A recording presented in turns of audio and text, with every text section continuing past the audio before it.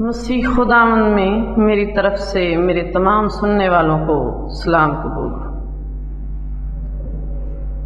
کلام مقدس میں سے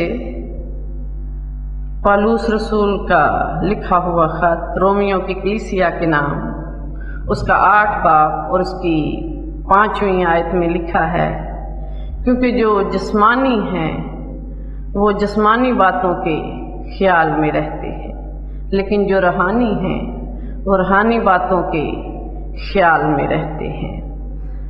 آئیں آج ہم بھی غور و فکر کریں کہ ہمارا شمار کن لوگوں میں ہے۔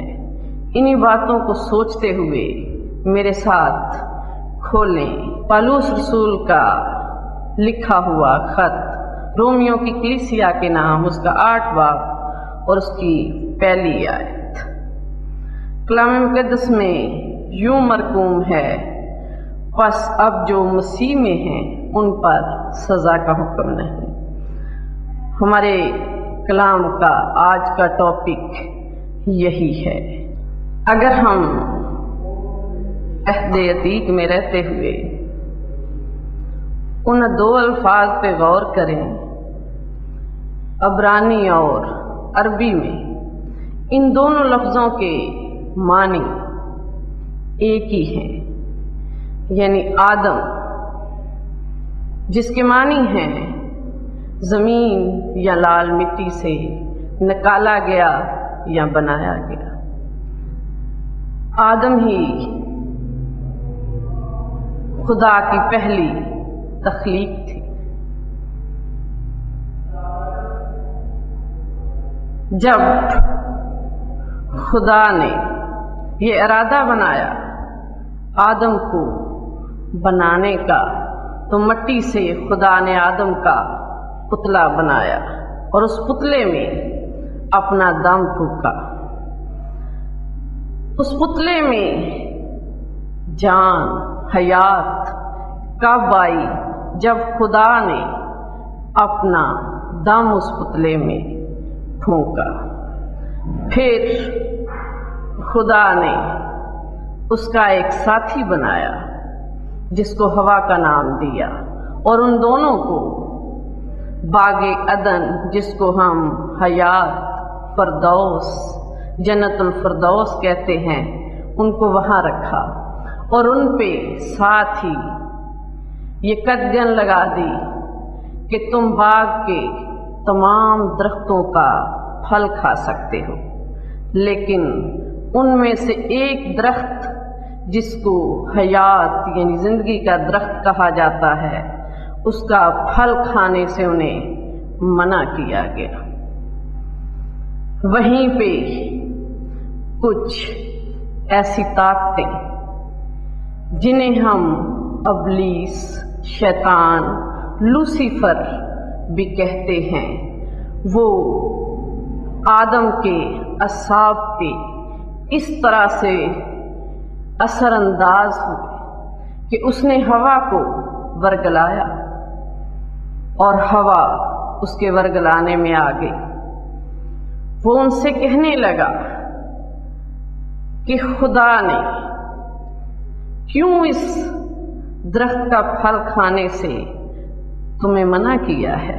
اگر تم اس درخت کا پھل کھا لو گے تو تم بھی ویسے ہی ہو جاؤ گے جیسا تمہارا بنانے والا ہے۔ ہوا اس کی باتوں میں آ گئی، اس نے وہ پھل خود بھی کھایا اور آدم کو بھی وہ پھل کھلایا۔ جب ان دونوں نے وہ پھل کھا لیا تو حکم عدولی ہوئی اور ان سے وہ پہلا گناہ سرزد ہوا۔ اسی گناہ کے سبب خدا نے انہیں جنت الفردوس یعنی باغ عدن سے باہر نکال دیا اور وہاں پہ فرشتے کو شعلہ زن تلوار اس کے حوالے کی اور پیرا دار بٹھا دیا تاکہ وہ لوٹ کر واپس باغ عدن میں نہ آ جائے۔ یہ آدم کا پہلا گناہ تھا جو حکم عدولی کی صورت میں ہوا۔ جب اس نے یہ گناہ کر لیا تو اس کی روحانی آنکھیں بند ہو گئی اور جسمانی آنکھیں کھل گئی۔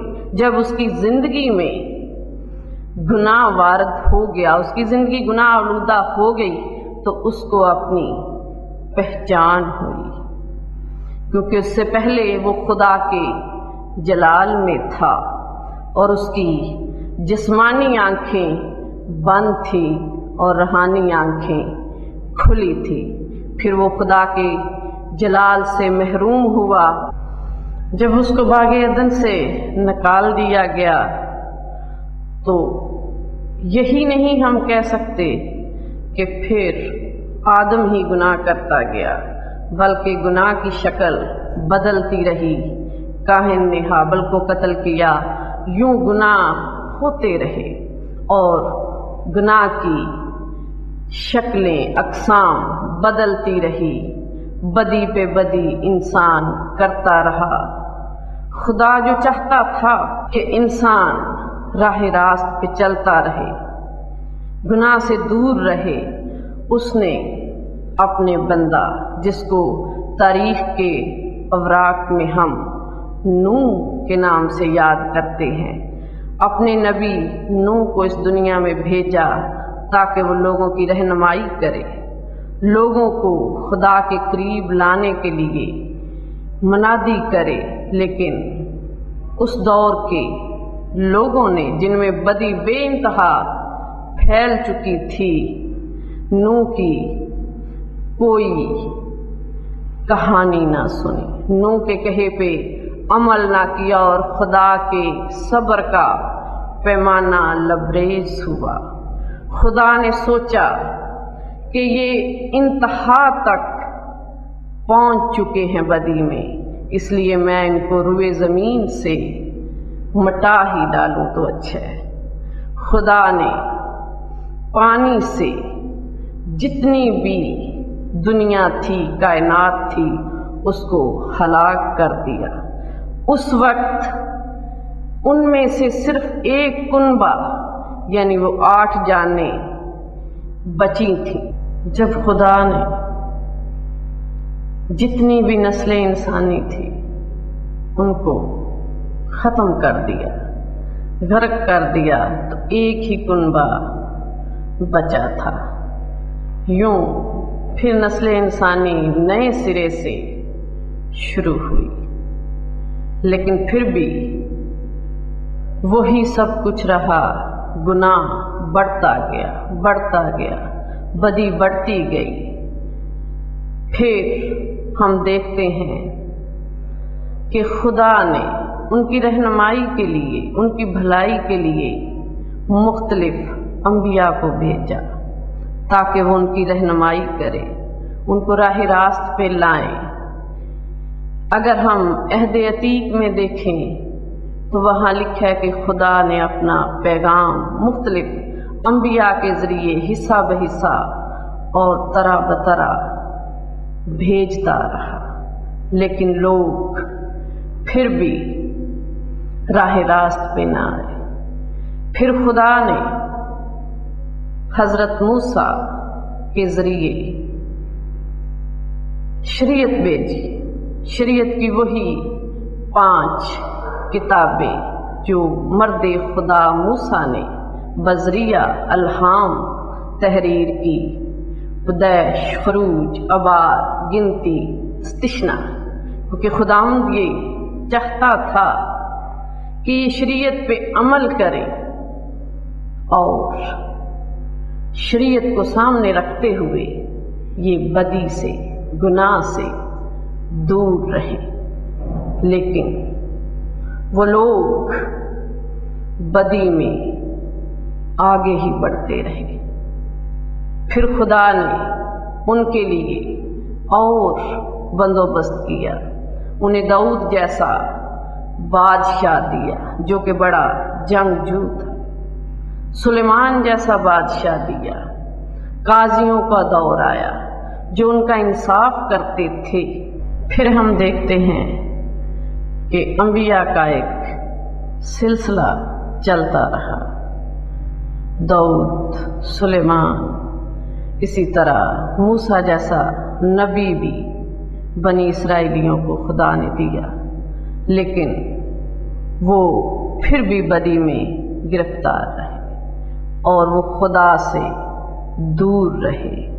خداوند چاہتا تھا کہ یہ میری قربت میں رہیں،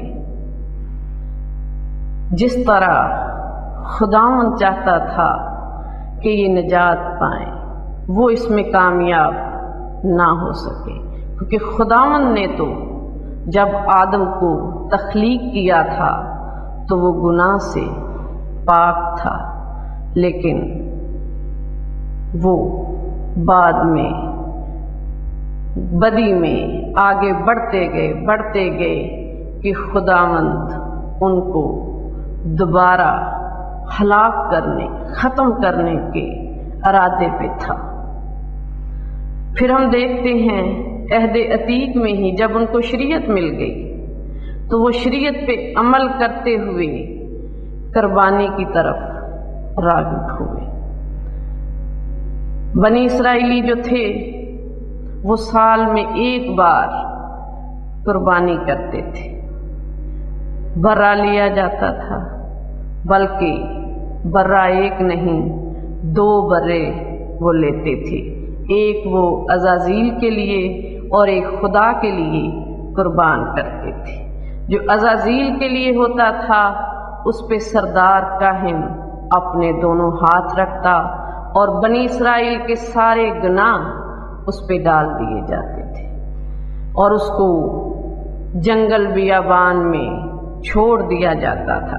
یوں بنی اسرائیلی جو تھے وہ کہتے تھے کہ ہمارے گناہ ہم سے دور ہوئے، اور دوسرا برا جو تھا اس کو وہ خدا کے لیے قربان کرتے تھے۔ اس کا خون جو تھا وہ ہیکل کے اندر جو پاک ترین مقام تھا اس پہ چھڑکا جاتا تھا۔ شریعت کو سامنے رکھتے ہوئے وہ اس چیز پہ عمل کرتے تھے کہ برا جو ہے وہ یکسالہ یعنی جوان ہونا چاہیے، بے عیب ہونا چاہیے۔ وہ ان دونوں چیزوں کو تو عمل میں لاتے تھے، لیکن اس برے کی رضا یعنی مرضی اس میں شامل نہیں ہوتی تھی۔ اگر ہم اپنے ملک میں اپنے مسلمان بھائیوں کو دیکھیں تو قربانی کا یہ جو طریقہ کار ہے، جب وہ اپنے حج کے لیے جاتے ہیں تو وہاں بھی وہ قربانی کرتے ہیں۔ ان کے عقیدے میں یہ چیز شامل ہے، وہ کہتے ہیں کہ جب کوئی حج کر لیتا ہے تو اس کے گناہ اس طرح سے دھل جاتے ہیں اور وہ پاک ہو جاتا ہے گناہوں سے، جس طرح جب بچہ پیدا ہوتا ہے تو وہ گناہوں سے پاک ہوتا ہے۔ ان کے حج میں عقیدے کے مطابق قربانی ایک لازمی عنصر ہے۔ یوں بنی اسرائیلی جو تھے وہ قربانیاں بھی کرتے رہے۔ ہر سال عید فصح پر ان 2 بروں کو قربان کیا جاتا تھا، لیکن پھر بھی جس طرح سے اس سے ہمیں عہد عتیق میں ہی ایک اشارہ تو ضرور مل جاتا ہے کہ کوئی عوضی جو اپنی رضا اور مرضی سے قربان ہو جائے وہ دوسرے تمام لوگوں کے گناہوں کا کفارہ دے سکتا ہے، گناہوں کی معافی مل سکتی ہے۔ لیکن جو طریقہ کار قربانی کا بنی اسرائیلیوں کا تھا اس میں برے کی رضا شامل نہیں تھی۔ اگر ہم دیکھیں تو انہی تمام قربانیوں کو دیکھتے ہوئے خدا نے پھر